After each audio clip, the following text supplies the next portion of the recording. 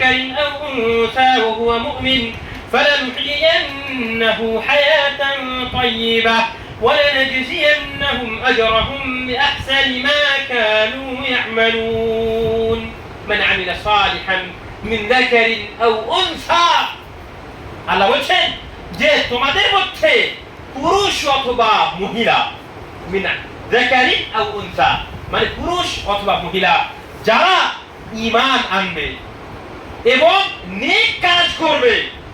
আল্লাহ রাব্বুল আলামিন কোরআনের মধ্যে অনেক জায়গাতে যেখানে ঈমানের কথা বলেছেন তার সাথে সাথে নেক কাজের কথা বলেছেন। কারণটা হচ্ছে আপনি বলবেন যে আমি আমার ঈমান তো আল্লাহ রাব্বুল আলামিনের কাছে আছে, আমার নেক আমলের প্রয়োজন নেই, জান্নাতে যেতে পারা যাবে? অনুমতি পাওয়া যাবে না। কাজেই ঈমানের সাথে সাথে আমালে সালেহ যুক্ত রয়েছে। তাই আল্লাহ রাব্বুল আলামিন অধিকাংশ আয়াতের ভিতরে ঈমানের সাথে সাথে আমালে সালেহের কথা বলেছেন। সুপ্রিয় ভাই ও বাবা জীবন মা বোনেরা, শুনে রাখুন আল্লাহ রাব্বুল আলামিন আয়াতের মধ্যে বলছেন যে মান আমিলা সালিহান মিন যাকারিন আও উনসা ওয়া হুয়া মুমিন, যারা নেক কাজ করবে এবং ঈমান আনবে, ঈমানের সাথে সাথে মানে তাওহীদের সাথে সাথে যদি নেক কাজ করে তাহলে আল্লাহ বলছেন ফালানুহইয়ান্নাহু হায়াতান তাইয়্যিবা, আমি তাদেরকে নেক জীবন প্রদান করব। তাহলে বুঝা গেল কি তাওহীদ হচ্ছে সবথেকে মূল্যবান জিনিস। যদি আপনার ভিতরে তাওহীদ থাকে তবে আল্লাহ রাব্বুল আলামিন আপনাকে নেক জীবন প্রদান করবেন। আর যদি তাওহীদ না থাকে তবে কিন্তু আল্লাহ রাব্বুল আলামিন আপনাকে নেক জীবন প্রদান করতে পারেন না। যদি নেক জীবন আপনি কাউকে দেখতে পারেন যে সে পৃথিবীতে খুব মানে ভালোভাবে জীবনযাপন করছে, তার মানে হচ্ছে আল্লাহ রাব্বুল আলামিন তাকে ঢিল দিয়ে রেখেছেন। সানাস্তাদরিজুহুম মিন হাইথু লা ইয়ালামুন, আল্লাহ বলছেন যে আমি তাকে ঢিল দিয়ে রেখেছি কিন্তু এমন ভাবে টেনে নিব সে অনুভব করতে পারবে না। কাজেই তাওহীদকে যদি আমরা নিজের জীবনে বাস্তবায়ন করি তবে আল্লাহ রাব্বুল আলামিন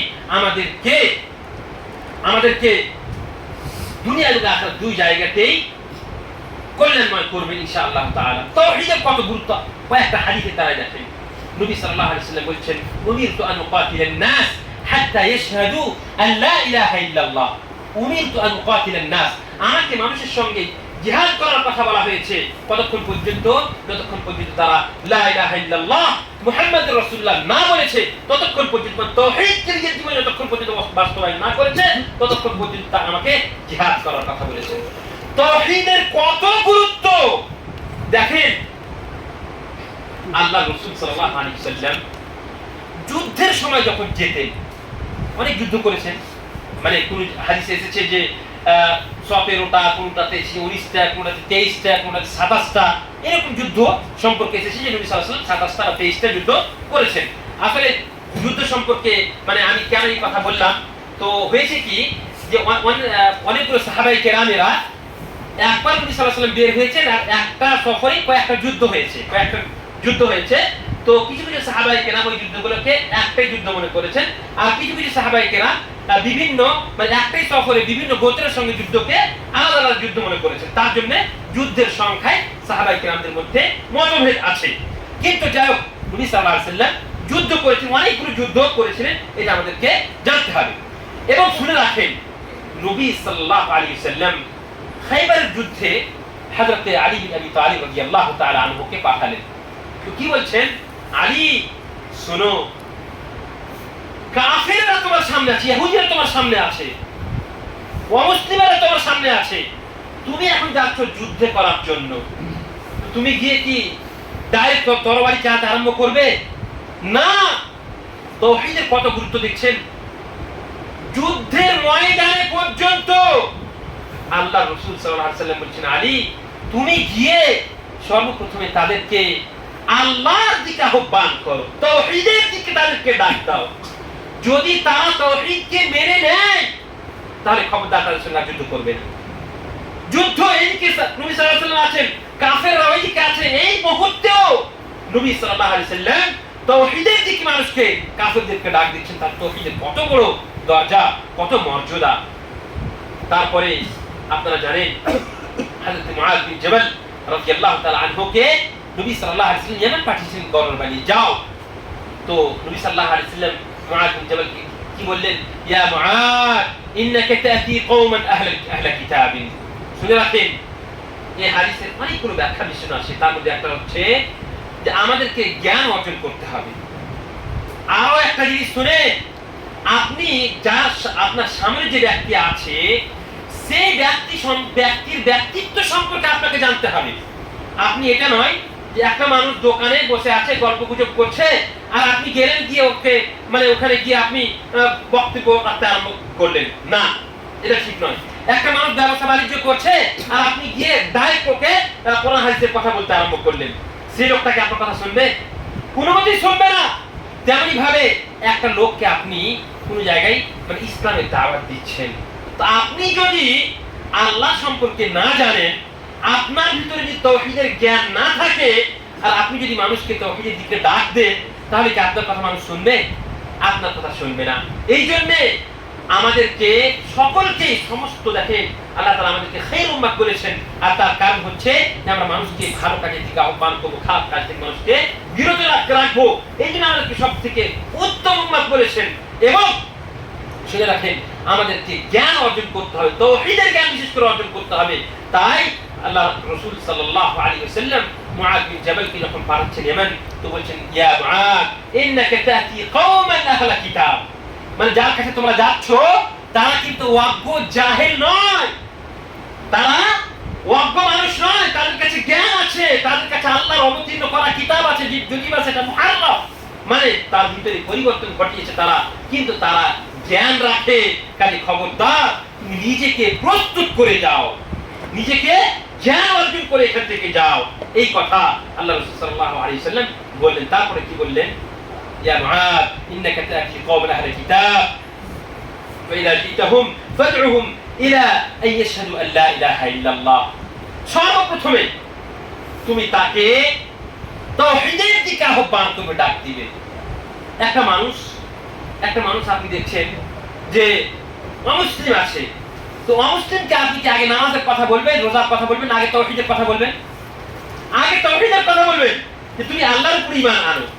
একটা মুসলমান আছে, সেই মুসলিমটা মনে করে যে হয়তো নামাজ পড়ে না, তো আপনি তাকে প্রথমে যাকাতের কথা বলবেন, হজের কথা বলবেন, না আগে আপনি নামাজের কথা বলবেন? কার কথা বলবেন? সর্বপ্রথমে আপনি মুসলিমদের ক্ষেত্রে নামাজের কথা বলবেন, তারপরে অন্যান্য কথা বলবেন। আর যদি অমুসলিম হয় তাহলে সর্বপ্রথম আপনি তাওহীদের ডাক দিবেন। তাই রাসূলুল্লাহ সাল্লাল্লাহু আলাইহি ওয়াসাল্লাম মুআয রাদিয়াল্লাহু তাআলা আনহুকে বললেন, ইয়া মুআয ইন্নাকা তা'তি কওমান আহলা কিতাব, তুমি আহলে কিতাবের কাছে যাচ্ছ, কাজেই সর্বপ্রথমে তাদেরকে গিয়ে তাওহীদের ডাক দাও। ফাইনুমা তা'উফা লিযালিকা ফাআলিমহুম আন্না আল্লাহ ইফতারাদা আলাইহিম খামস সালাওয়াতিন ফি কুল্লি ইয়াওমিন ওয়া লাইলা। তারা যদি তাওহীদকে মেনে নেয় তাহলে তাদেরকে বলো যে তোমরা 5 ওয়াক্তের নামাজ পড়ো। ফাইনুমা তা'উকা লিযালিকা, আর যদি তারা 5 ওয়াক্তের নামাজ কেউ মেনে নেয়, মানে 5 ওয়াক্ত নামাজ যদি তারা পড়তে লাগে, ফাআলিমহুম আন্না আল্লাহ ইফতারাদা আলাইহিম সাদাকাতান তুখাযু মিন আগনিয়াইহিম ফাতুরাদ্দু আলা ফুকারাইহিম। খুব গুরুত্বপূর্ণ বিষয়, যাকাতের বিষয় হাদিসে কি এসেছে আপনাদেরকে একটু বলে দিই। আপনাদের এখানে যারা ধনী মানুষ আছেন, তাদের যাকাতের হকদার বেশি কে হবে বলেন তো? তাদের যাকাতের হকদার এই সমাজের লোকেরা কিন্তু প্রথমে হবে। আপনার সমাজের লোকেরা, মুআহিদিনেরা ভিক্ষুক হয়ে থাকবে, দাঁড়ে দাঁড়ে ঘুরে বেড়াবে, তারা 2 টাইমের খাওয়া পাবে না, আর আপনার যাকাতের টাকা আপনি অন্য জায়গাতে পাঠাবেন, এটা কিন্তু ঠিক নয়, এটা ঠিক নয়। তাই মুআয রাদিয়াল্লাহু তাআলা আনহুকে বলছেন যে মুআয, ইয়ামানের ভিতরে যারা ধনী মানুষ আছে তাদের কাছ থেকে যাকাতকে নিয়ে তাদের মধ্যে যারা গরীব আছে, ফকির আছে, ফাতুরাদ্দু আলা ফুকারাইহিম বলা হয়েছে, তাদেরই সেখানে যে সমস্ত ফকিররা আছে তাদেরকে ফেরত দিয়ে দিতে হবে। তারপরে তাদেরকে দেওয়ার পরে অবশিষ্ট যেটা থাকবে সেটা যদি মনে করা যায় যে হ্যাঁ তা পার্শ্ববর্তী গ্রাম অন্য কোনো জায়গায় দেওয়া, সেখানে দেওয়া যেতে পারে। তাহলে বোঝা গেল কি যে তাওহীদের জ্ঞান আমাদেরকে সর্বপ্রথমে অর্জন করতে হবে এবং তাওহীদকে আমাদের নিজের জীবনে বাস্তবায়ন করতে হবে। তবেই আমরা দুনিয়া এবং আখিরাত 2 জায়গাতেই আমরা কল্যাণময় হতে পারবো ইনশাআল্লাহ তাআলা। কত সাড়ে কমপ্লিট কি হয়ে গেছে? হয়ে গেছে। আচ্ছা, তো আমরা এতক্ষণ পর্যন্ত তাওহীদ সম্পর্কে জানছিলাম। তাওহীদ যদি আমাদের ভিতরে থাকে তবেই শুনেন আল্লাহ তাআলা কোরআনের মধ্যে অনেক জায়গায় দেখেন মুওয়াহহিদিন যারা হবে, মুওয়াহহিদ তাওহীদ যারা হবে, মুওয়াহহিদিন যারা হবে তারাই কিন্তু আল্লাহ রাব্বুল আলামিনের সমস্ত রকমের আহকামকে মানতে পারবে। একটা আপনাকে উদাহরণ দিচ্ছি আমি, একটু মা বোনেরাও সেখানে আছে তার জন্য।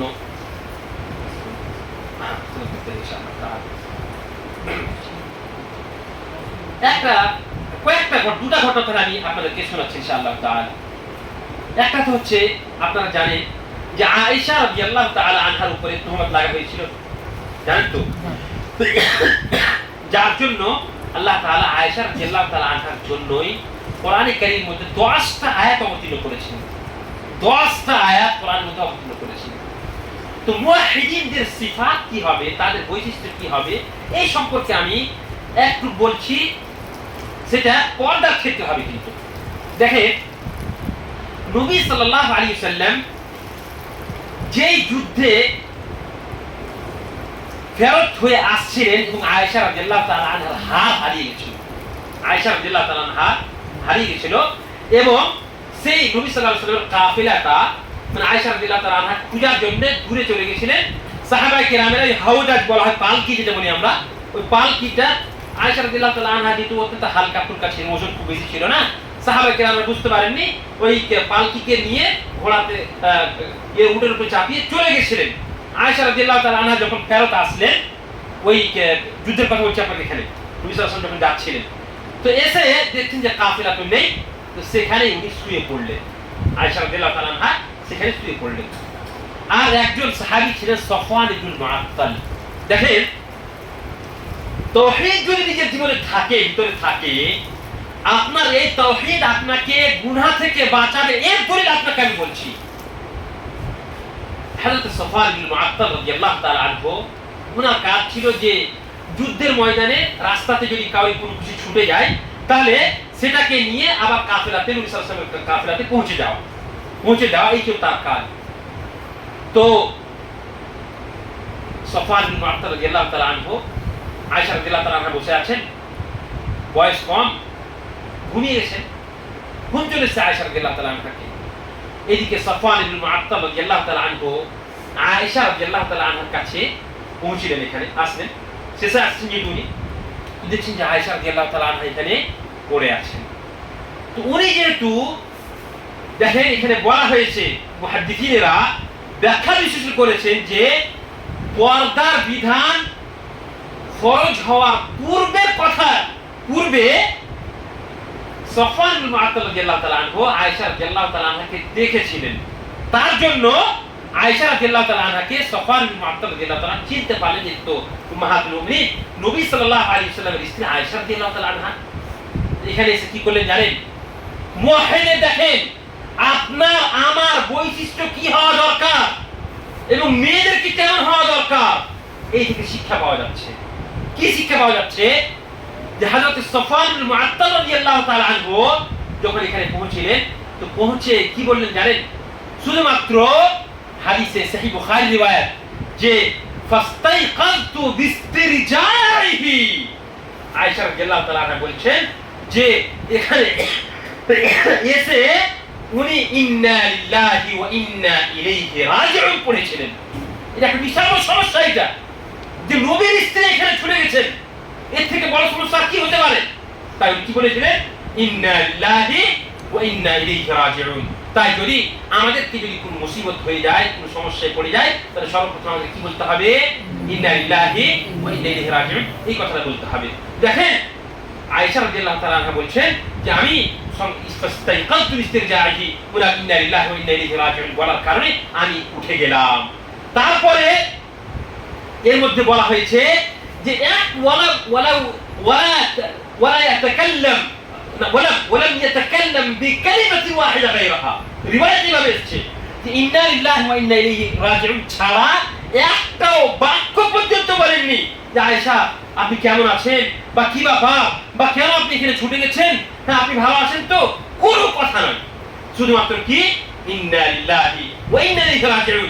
এই হচ্ছে মুওয়াহহিদ, এই হচ্ছে আহলে হাদিসের বৈশিষ্ট্য। কাজেই যদি মানে আমাদের ভিতরে যদি ঈমান থাকে তাহলে কোনো মহিলার সঙ্গে কথা বলা যাবে। এখানে তো আয়েশা রাদিয়াল্লাহু তাআলা আনহার কাছে আর কেউ নেই, শুধুমাত্র আয়েশা এবং সাফওয়ানুল মুআত্তাল। শয়তান আসতে পারে, কিন্তু তা সত্ত্বেও যদি আপনার ভিতরে ঈমান থাকে, আপনার ভিতরে তাওহীদ থাকে, তবে আপনি এই ফিতনা থেকে বাঁচতে পারবেন। সমস্ত ফিতনা এবং সমস্ত প্রকার হারাম থেকে আপনাকে তাওহীদ রক্ষা করবে ইনশাআল্লাহ তাআলা। তেমনি ভাবে মা বোনেরা যেহেতু আছে, তাওহীদ যদি আপনার ভিতরে থাকে, মুসা আলাইহিস সালামের একটা ঘটনা আপনাদেরকে শোনাবো, তারপরে আমার বক্তব্য কি করবো ইনশাআল্লাহ তাআলা।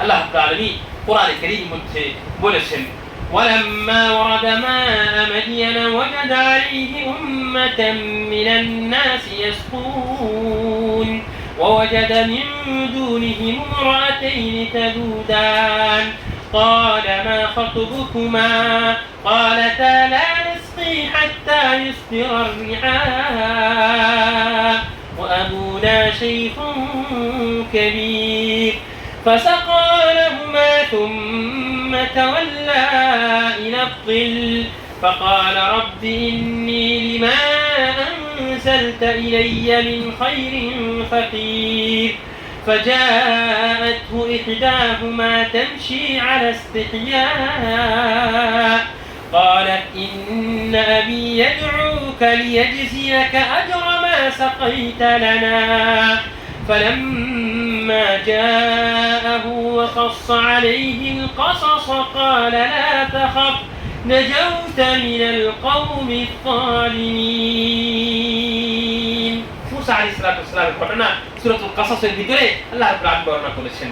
মুওয়াহহিদের কি সিফাত হওয়া চাই এই সম্পর্কে, মা বোনদের সম্পর্কে যে এখানে আছেন তাদের সম্পর্কে এটা বিশেষ করে। মুসা আলাইহিস সালাম মাদিয়ান শহরে পদার্পণ করলেন, দেখছি যে কিছু মানুষ তাদের জানোয়ারকে একটা কুয়া থেকে পানি পান করাচ্ছে এবং দুটো মহিলাকে দেখতে পাচ্ছেন যে তারা একটু দূরে দাঁড়িয়ে আছে। ও যে মিন দুনিহিম রাআতাইন তাযুদান قال ما خطبكما মুসা আলাইহিস সালাম তাদের কাছে গেলেন, পর্দানাশী মহিলা, বলে কি ব্যাপার তোমরা এখানে দাঁড়িয়ে আছো কেন? قالتا لا نسقي حتى يصدر الرعاء বললেন যে আমরা হচ্ছি মহিলা মানুষ, আমাদের জন্য শোভনীয় নয়, কি আমাদের জন্য শোভনীয় নয় যে আমরা পুরুষদের কাছে গিয়ে ভিড় লাগাবো, এটা আমাদের শোভনীয় নয়। হাত্তা ইফতিরার রিআ, যতক্ষণ পর্যন্ত ওই যে চারওয়াহাগুলোকে দেখতে পাচ্ছেন তারা যতক্ষণ পর্যন্ত নিজের জন্তুকে নিজের জানোয়ারকে পানি না পান করিয়েছে ততক্ষণ পর্যন্ত আমরা পানি পান করতে পারবো না। ওয়া আবুনা শাইখুন কাবীর, এবং তারা কেন এসেছে, তার পিতা কেন আসেনি? তো এখানে বললে কি আবুনা শাইখুন কাবীর, আর আমরা আসতে বাধ্য, তার কারণ কি? তার কারণ হচ্ছে আমাদের পিতা হচ্ছে বৃদ্ধ মানুষ। এতে কি বুঝতে পারলেন? বুঝা গেল যে আমরা আমাদের বোনদেরকে যে বেপর্দা করে বাইরে পাঠিয়ে দিচ্ছি, যাও কাপড় কিনে নিয়ে এসো, বাজার করে নিয়ে এসো, এটা কিন্তু হারাম, এটা জায়েজ নয়।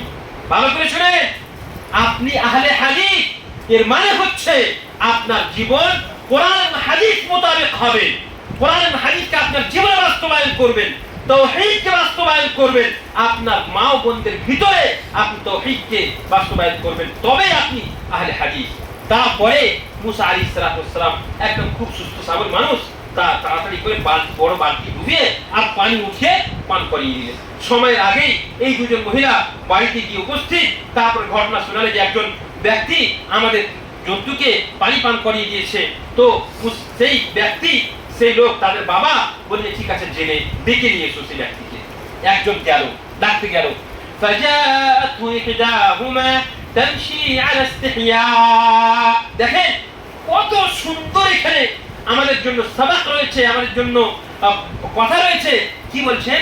فجاءته إحداهما تمشي على استحياء قالت إن أبي يدعوك ليجزيك أجر ما سقيت لنا سبحان الله تمشي على استحياء এর ব্যাখ্যা ইবনে কাসীর, ইবনে তাবারি এবং সমস্ত মুফাসসিরিনের একমত কি যে মুগাত্তিয়াতুল ওয়াজহি। বলেন তো এখানে কতজন লোক আছে যার স্ত্রী, যার মেয়ে বা যার বোন সম্পূর্ণভাবে মুখ ঢেকে চলাফেরা করে? খুবই কম হবে। আর আমরা মনে করি যে মুখটা হয়তো পর্দার মধ্যে নয়। দেখেন প্রথমে যে সফওয়ান বিন মুআত্তাল হাদিসটা আপনাকে শোনালাম, ওটাতেও কিন্তু এই জন্য চিনতে পেরেছিলেন যে পর্দার আগে তাকে দেখেছিলেন, পর্দা অবতীর্ণ হওয়ার আগে তাকে দেখেছিলেন, তার জন্য চিনতে পেরেছিলেন। মানে কি, পর্দা যখন নাযিল হলো, ফরজ হলো, তখন সাহাবিয়া উম্মাহাতুল মুমিনিন তারা কিন্তু মুখ ঢেকে চলাফেরা করতেন। এটা হচ্ছে আসল কাজে। এখানে এই মহিলা কি বলে, মহিলা যে আসলেন তা কিভাবে, মুগাত্তিয়াতাল ওয়াজহি, মানে তার চেহারাটা সম্পূর্ণভাবে ঢাকা ছিল। তারপরে কি করলেন, এই মহিলা এসে কি বললেন, এটা বললেন না যে চলেন আপনি তো আমাদের এত লাভ করে দিলেন, আমাদের জন্তুকে পানি পান করিয়ে দিয়েছেন, তো চলেন, হ্যাঁ খুব ভালো কাজ করেন, আপনি ভালো মানুষ না, এই কথা বললেন না। কি বললেন, قالت إن أبي يدعوك ليجزيك أجر ما سقيت لنا। আমি ডাকছি এই কথা নয়। যদি কোনো মহিলা যদি তার ভিতরে পর্দা থাকে, আল্লাহর ভয় থাকে, তবে সেই মহিলা এই কথা বলতে পারে না যে চলেন আপনি আমার সাথে, আমি আপনাকে আমার বাবুর সঙ্গে দেখা করাই, এই কথা বলতে পারে না। এই কথা শুধুমাত্র তারাই বলে যারা বেপর্দা হবে। কি বললে দেখেন, ইন্নাবি ইয়াদউকা লিয়াজসিয়াকা আজরা মা সাকাইতা লানা, আমার আব্বা আপনাকে ডাকছেন। কি বললেন, এই মহিলা বলছে যে আমার আব্বা আপনাকে ডাকছেন, কাজে আপনি আমার আব্বার কাছে চলেন। তারপর দেখেন মুওয়াহিদ মুসা আলাইহিস সালাতু ওয়াস সালাম, তার ভিতরে তাওহীদ আছে, ঈমান আছে। উনি কিভাবে গেলেন জানেন, মহিলাটা যখন সামনে যাচ্ছিল তো মুসা আলাইহিস সালাতু ওয়াস সালাম বললেন, হে মহিলা তুমি আমার পিছনে চলো। কেন, আমি হচ্ছি একজন যুবক মানুষ, আল্লাহ রাব্বুল আলামিন তোমার শরীরের ভিতরে যে সৌন্দর্য প্রদান করেছেন, সেই সৌন্দর্য হয়তো আমার চোখ দৃষ্টি পড়তে পারে, কাজে আমার ঈমান হয়তো দুর্বল হয়ে যেতে পারে, আমি ভিতরে হয়তো কুধারণা আসতে পারে তোমার সামনে, তোমার সম্পর্কে, কাজে তুমি পিছনে পিছনে চলো, আর তুল্লিনি আলা তারিক, তুমি আমাকে রাস্তা বলে দাও। এই হচ্ছে মুওয়াহিদ যারা হবে, যার ভিতরে ঈমান থাকবে, তার কথাবার্তায় তার বৈশিষ্ট্য। কাজেই আমরা যদি নিজেকে মুওয়াহিদ বলি, নিজেকে যদি তাওহীদের অনুসারী বলি, তবে আমাদেরকে কোরআন এবং হাদিসকে সম্পূর্ণভাবে নিজের জীবন বাস্তবায়ন করতে হবে। আর আল্লাহ, আপনারা, আমি যেটা শুনতে পেলাম যে আপনারা এখানে অনেকগুলো মানুষ যারা হয়তো মানে অন্যান্য মাযহাবের অনুসারী ছিলেন, অথবা হয়তো বিদআতের সঙ্গে যুক্ত ছিলেন, আল্লাহ রাব্বুল আলামিন আপনাদেরকে তাওহীদের দিকে, সহিহ হাদিসের দিকে, সহিহ আকীদার দিকে আসার তৌফিক প্রদান করেছেন। তাই সকলে বলেন আলহামদুলিল্লাহ। তাওহীদ, এই যে সহিহ আকীদা হওয়া, এর থেকে বড় পৃথিবীতে আর কোন নিয়ামত হতে পারে না। আমি নিজেকে মুসলিম বলছি, সেও মুসলিম বলছে, কিন্তু আমার তার মধ্যে পার্থক্য হচ্ছে কি, আমি হচ্ছে সহিহুল আকীদা, আমার আকীদা হচ্ছে ঠিক, এবং আমি আশাবাদী, আমরা সকলে আশাবাদী যে আমরা আল্লাহ রাসূল সাল্লাল্লাহু আলাইহি সাল্লাম যেভাবে জীবন যাপন করেছিলেন, যেভাবে কোরআনকে বাস্তবায়ন করেছিলেন, সাহাবায়ে কেরামেরা যেভাবে কোরআন এবং হাদিসকে নিজের জীবনে বাস্তবায়ন করেছিলেন, সেইভাবে আমরা কোরআন এবং হাদিসকে নিজের জীবনে বাস্তবায়ন করছি এবং করব ইনশাআল্লাহ তাআলা। এর তৌফিক আমাদের প্রদান করেছেন আলহামদুলিল্লাহ। কাজেই আল্লাহ রাব্বুল আলামিনের কাছে আপনাদের সকলেরই জন্য আমি দোয়া করব যে আল্লাহ রাব্বুল আলামিন আপনাদের সকলকে সহিহুল আকীদার উপরে অটল থাকার তৌফিক প্রদান করেন, আমিন। এবং শুনে ইবনে তাইমিয়া রাহমাতুল্লাহ আলাইহি বলছেন যে আল বিদআতু আহাব্বু ইলা ইবলিস মিনাল মাসিয়াহ। দেখেন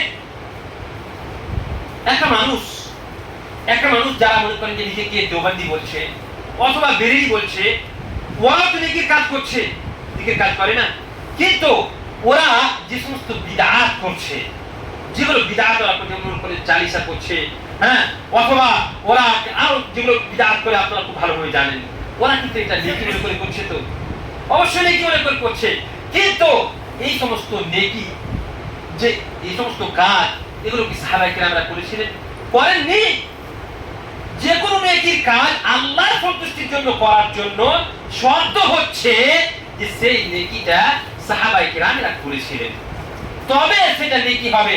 আর যদি কোনো মানুষ আজকে নিজে থেকে কোনো কাজ করে নেয় আর বলে আমি আল্লাহ সন্তুষ্টির জন্য করছি, তাহলে সেটা কিন্তু বিদআত হবে। আর আল্লাহ রাসূল সাল্লাল্লাহু আলাইহি ওয়াসাল্লাম বলেছেন যে মান আমিলা আমালান লাইসা আলাইহি আমরুনা ফাহুয়া রাদ্দুন ওয়া মান আহাদাথা ফি আমরিনা হাযা মা লাইসা মিনহু ফাহুয়া রাদ্দুন। কোন মানুষ যদি দিনের ভিতরে নতুন কিছু সৃষ্টি করে নেয়, তবে সেটা বিদআত হবে। আর একটা কথা শুনেন, যে বিদআতি যারা আছে, বিদআতিরা বিদআত থেকে মুক্তি পাওয়া খুবই কঠিন। তার কারণ হচ্ছে তারা মনে করে যে আমি এটা আল্লাহর সন্তুষ্টির জন্য করছি। কাজেই এই রকম আকীদা থেকে, এই রকম মানে এই শ্রেণীর মানুষের কাছ থেকে আল্লাহ রাব্বুল আলামিন আপনাদেরকে বাঁচিয়েছেন। আল্লাহ রাব্বুল আলামিন আপনাদেরকে সহিহুল আকীদা বানিয়েছেন। আর একটা কথা শুনেন, মানুষ বেশি আছে ওই দলে বলে ওরা সঠিক, এটা কিন্তু নয়। ভালো করে শুনেন, আমরা তাদেরকে কিন্তু কাফের বলি না। আমরা নিজেকে ওয়াহাবি বলি, আহলে হাদিস বলি, আমাদেরকে তারা কিন্তু অনেক আছে যারা কাফের বলে থাকে, বলে কি বলে না? কিন্তু আমরা তাদেরকে কাফের বলি না, যেহেতু তারা লা ইলাহা ইল্লাল্লাহ বলে, এই জন্য আমরা তাদেরকে কাফের বলি না। কিন্তু হিসাবুকুম আলাল্লাহ, আল্লাহ রাব্বুল আলামিনের কাছে হিসাব কিতাব হবে ইনশাআল্লাহ তাআলা। কাজেই আপনারা যারা সহিহ আকীদা হয়েছেন, এটা আল্লাহ রাব্বুল আলামিনের পক্ষ থেকে রহমত। আল্লাহ আপনাদেরকে ভালোবেসেছেন, তারই দলিল যে আপনারা সহিহ আকীদা হতে পেরেছেন। এবং এই ইবলিস শয়তানের কাছে বিদআতটা অন্যান্য গুনাহ থেকে খুব বেশি পছন্দনীয়। কাজেই আল্লাহ রাব্বুল আলামিন আপনাদেরকে বিদআত থেকে বাঁচিয়েছেন, এর থেকে বড় আপনাদের জন্য সৌভাগ্যের আর কিছু হতে পারে না। আল্লাহ রাব্বুল আলামিনের কাছে দোয়া করি, আল্লাহ রাব্বুল আলামিন যেন আমাদের সকলকেই তাওহীদকে নিজের জীবনে বাস্তবায়ন করার তৌফিক প্রদান করে। আমিন। আমরা যেন আল্লাহ রাব্বুল আলামিনের যে হক আছে, সেই হককে বুঝে হককে আদায় করতে পারি, আল্লাহ রাব্বুল আলামিনের ইবাদত করতে পারি, এক আল্লাহকে এক জেনে তারই শুধুমাত্র সমস্ত প্রকার ইবাদত তারই জন্য যেন করতে পারি, তার তৌফিক প্রদান করেন। আমিন। এবং যত রকমের শিরক আছে, যত রকমের বিদআত আছে, সমস্ত রকম বিদআত এবং শিরক থেকে যেন আমরা বাঁচতে পারি, ত্যাগ করতে পারি, তার তৌফিক প্রদান করেন। আমিন। আমরা যেন নিজের জীবনে তাওহীদ বাস্তবায়ন করতে পারি, নামাজ প্রতিষ্ঠা করতে পারি, তার তৌফিক প্রদান করেন। আমিন।